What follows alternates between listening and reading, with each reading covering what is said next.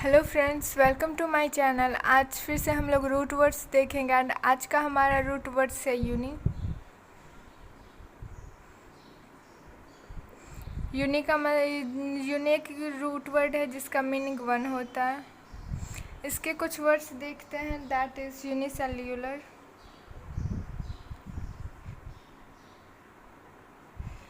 Unicellular unicellular जिसका एक ही cell हो, जो एक ही सेल से बना हुआ हो, उसको यूनिसेल्यूलर बोलते हैं। फॉर एग्ज़ाम्पल हमारा मोबाइल जो है बस एक ही बैटरी, एक ही सेल से बना हुआ है, सो इसको यूनिसेल्यूलर बोलेंगे। अगर आप देख सकते हैं, बचपन में पढ़े भी होंगे एमोबा। एमोबा भी सिर्फ एक ही सेल से बना हुआ होता है, that is known as unicellular, having a single cell,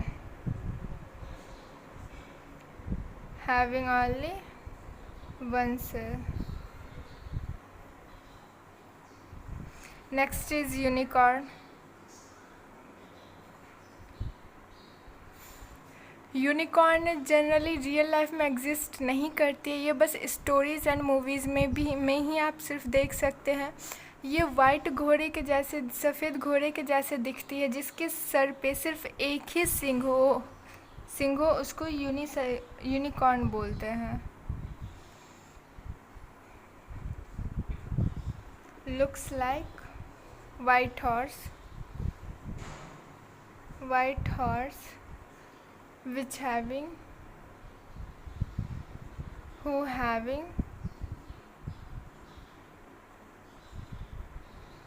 one horn, so unicorn इसको बोलेंगे। Looks like white horse who having one horn. Next है यूनिसाइकिल। यूनिसाइकिल जनरली वैसे साइकिल को बोलेंगे जिसमें सिर्फ एक ही पहिया हो, एक ही व्हील हो, उसको यूनिसाइकिल बोलेंगे। अ cycle with single wheel.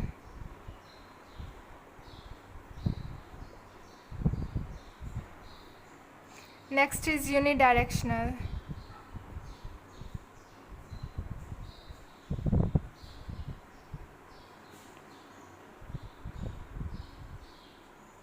Unidirectional generally one way होता है, जाने का रास्ता तो होता है बट वापस आ नहीं सकते, उस टाइप के डायरेक्शन को यूनिडायरेक्शनल बोलते हैं।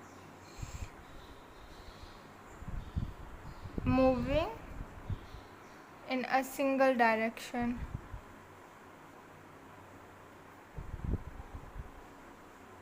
in a single direction.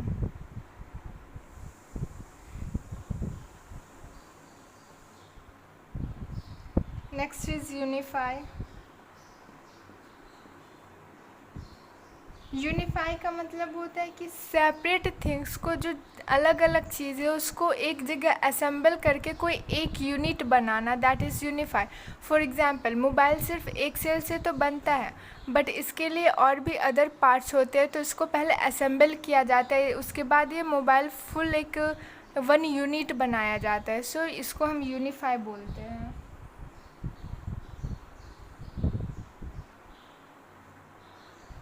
To join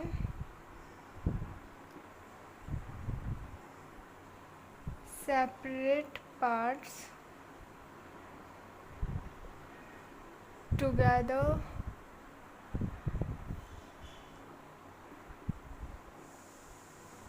to make one unit. Next is unilateral.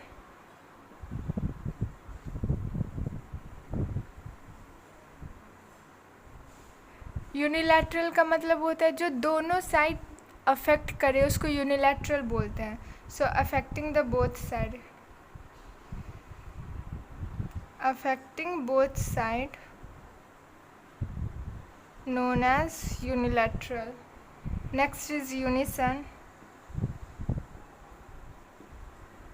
Unison generally उसको बोलते हैं अटरेंस ऑफ एक्शन और स्पीच, मतलब एक साथ जो बोलना। फॉर एग्ज़ाम्पल कभी कभी क्लासरूम में बच्चे क्या होते हैं, यस मैम, नो मैम, एक साथ बोलते हैं, तो उस टाइप के वॉइस को एट द सेम टाइम जो स्पीच देते या फिर कुछ बोलते हैं at the same time, that is known as unison.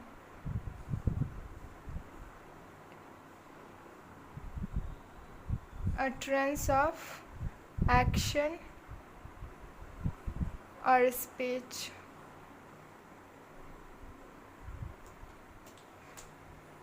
Known as unison. Next है एम्बी.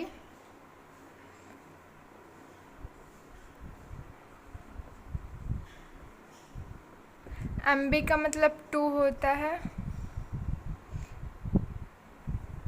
हम एम्बीवर्ट देखते हैं.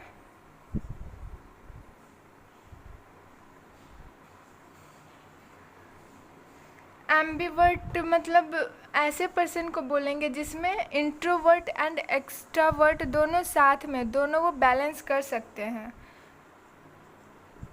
इंट्रोवर्ट, एक्सट्रोवर्ट, जो पर्सन ये दोनों ही मैनेज कर पाए वो अपने पर्सनालिटी में, उसको एम्बीवर्ट बोलेंगे. इंट्रोवर्ट का मतलब बोलेंगे जो अंतर्मुखी हो, जो अपनी फीलिंग्स को कम एक्सप्रेस करता हो, जो ज़्यादा ना बोलता हो, उसको इंट्रोवर्ट बोलेंगे. एंड एक्सट्रोवर्ट जो बहुत बोलता है, जो अपनी फीलिंग्स किसी से भी शेयर कर ले, जो बहुत ही कॉन्फिडेंट हो, that is known as extrovert. Next है एम्बिवेलेंट.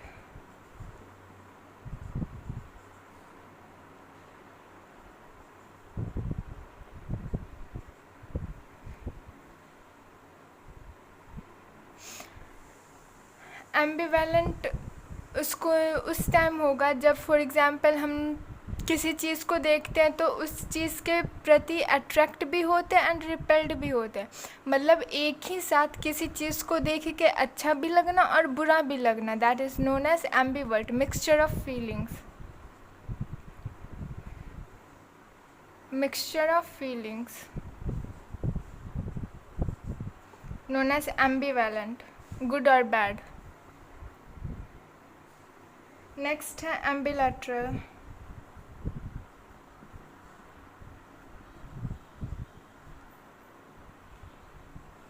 हम लोगों ने अभी जस्ट यूनी में देखा यूनिलैटरल, जो दोनों साइड को एक साइड को अफेक्ट करता हो.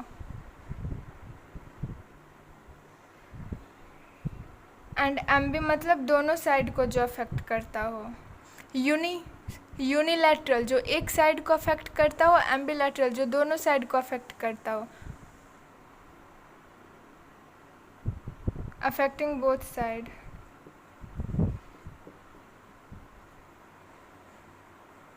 Affecting both side.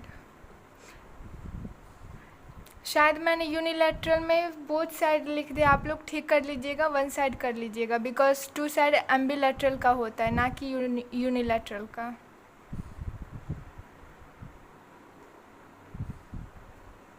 नेक्स्ट है एम्बिटियस.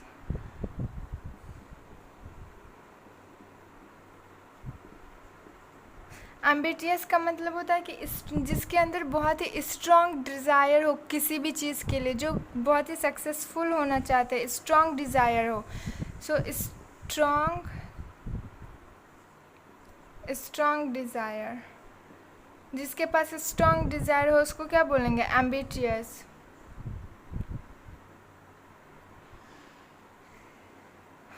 हमारा एम्बिवर्ड हो गया कंप्लीट.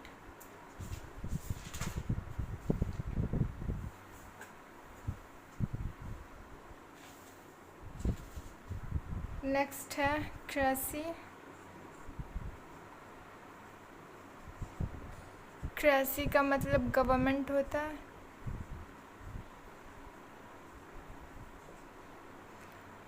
वर्ड देखते, दैट इज ऑटोक्रेसी.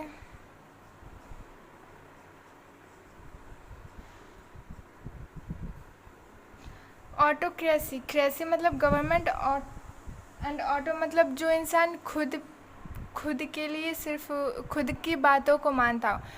वैसे गवर्नमेंट जिसके पास सारी अथॉरिटी हो, सारी पावर्स हो, एंड वो किसी से कोई भी सजेशन ना लेता हो, उस टाइप के गवर्नमेंट को ऑटोक्रेसी बोलते हैं.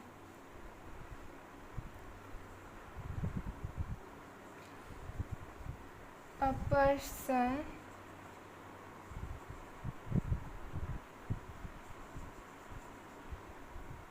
who has complete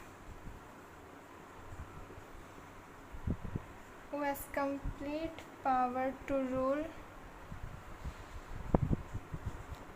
rule over country,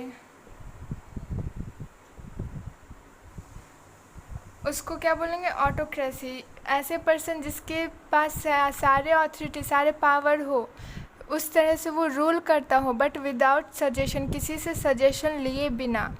इसका एग्जाम्पल हम लोग चाइना ले सकते हैं, नॉर्थ कोरिया, साउथ कोरिया, ये सब क्या है? ऑटोक्रेसी है।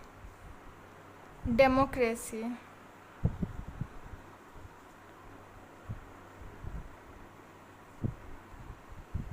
आई थिंक ये ख़त्म हो रहा है। डेमोक्रेसी का मतलब क्या होता है? ऐसी गवर्नमेंट जो सजेशंस भी लेते हो एंड अथॉरिटी को शेयर करे, अथॉरिटी को डिस्ट्रीब्यूट करे, वैसे गवर्नमेंट को डेमोक्रेटिक गवर्नमेंट बोलेंगे। फॉर एग्जांपल इंडिया क्या है? डेमोक्रेटिक कंट्री है। Next is नियोक्रेसी।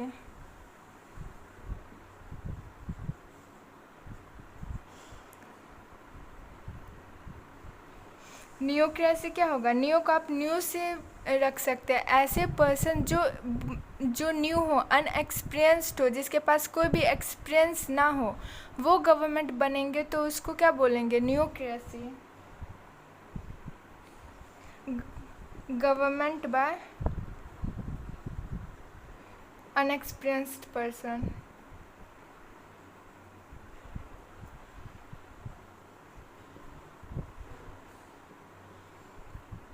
नेक्स्ट है थियोक्रेसी।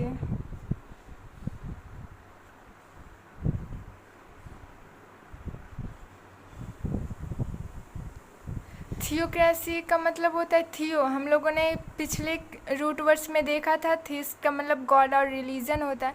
तो ऐसे गवर्नमेंट जो रिलीजिटिक हो, जो आई मीन रिलीजियस गवर्नमेंट को थियोक्रेसी बोलेंगे।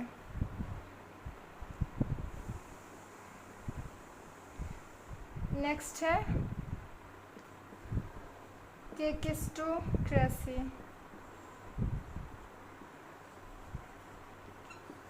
केकिस्टोक्रेसी वैसे पर्सन जो बिल्कुल भी अच्छा नहीं हो, जो बुरा पर्सन हो, उसके थ्रू अगर गवर्नमेंट उसके हाथ में हो तो क्या बोलेंगे? उसको केकिस्टोक्रेसी बोलेंगे। Government by worst person.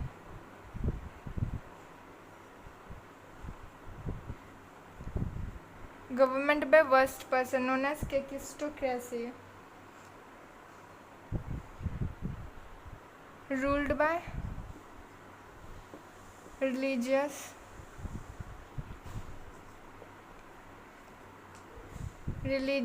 person over country known as theocracy। जिसका राजा रिलीजियस हो, जिसकी गवर्नमेंट रिलीजियस हो, उसको क्या बोलेंगे? Theocracy. And democracy for example India, जो पावर अथॉरिटी डिस्ट्रीब्यूट करे, जो सजेशंस के साथ काम करे, जो अपने लोअर अथॉरिटी से सजेशन ले, उसको डेमोक्रेटिक कंट्री बोलेंगे।